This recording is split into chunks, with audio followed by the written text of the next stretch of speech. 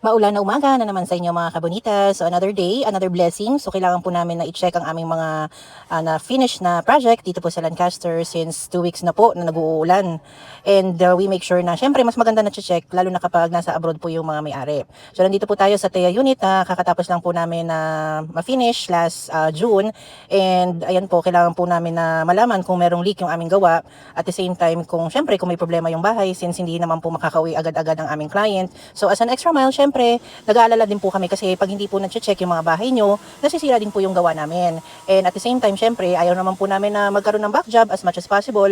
Kaya po, we make sure na i-check. Lalo na po na ito, 2 linggo na po nag-uulan na walang sikat ng araw tayo nararamdaman. And syempre, may mga baha sa paligid.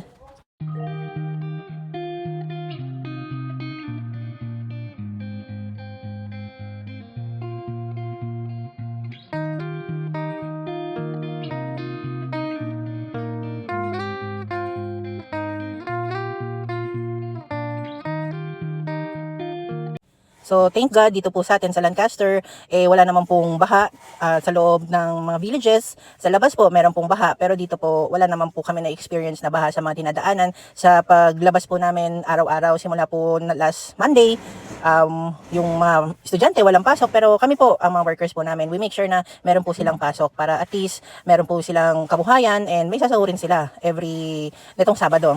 So yan po, chinecheck din po namin yung isa pong site po namin na kakatapos lang din po, nakaka-turnover lang din po namin, and yan po may mga higad, so may mga nagsiliparan ng mga dahon-dahon. So wala din naman pong leak dito po sa kanyang kitchen. Kasi ingat na ingat po kami sa kitchen, gawa marine plywood or marine local laminated po yung mga kitchen cabinets po namin. So bawal po siyang as much as possible mabasa since laminated. And dito lang po sa second floor nila, napansin ko na meron pong leak doon po sa kanilang sa isang kwarto. So itong slab, so wala naman siyang leak. Kasi kung meron po yung leak, sa baba pa lang po, makikita namin sa kisame kung merong leak. So ayan, ito dun sa bubong po nila, meron pong leak. And dito po sa kanilang balcony, dun sa bubong ay meron din po. So yan. So hindi siya kasama sa scope of work, pero as an extra month, i-check po natin at kung meron pong repair na gagawin, kailangan po siyang magawa since nasa abroad po ang aming client at hindi po basta-basta na maipapagawa yung kanyang bahay. Kasi pag hindi po yan na-check or napagawa, magkakaroon po ng problema yung tiles po namin at the same time yung ceiling po.